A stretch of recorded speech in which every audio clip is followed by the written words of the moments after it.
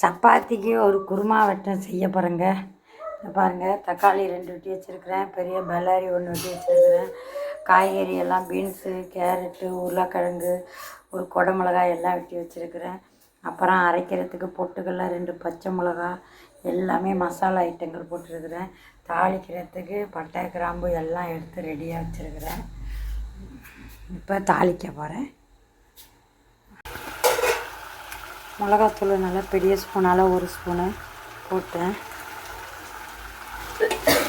எல்லாம் கலந்த மிளகாத்தூளுங்க.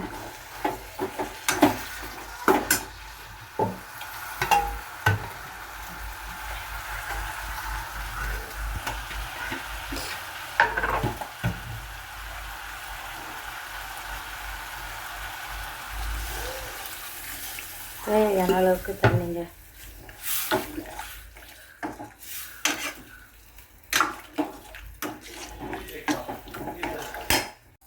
தேங்காய் ஊற்றி குருமா ரெடி. இன்னும் 2 கொதிக்க வச்சோன்னே ஆஃப் பண்ண வேண்டியதுதான். சப்பாத்தியே ரெடிங்க.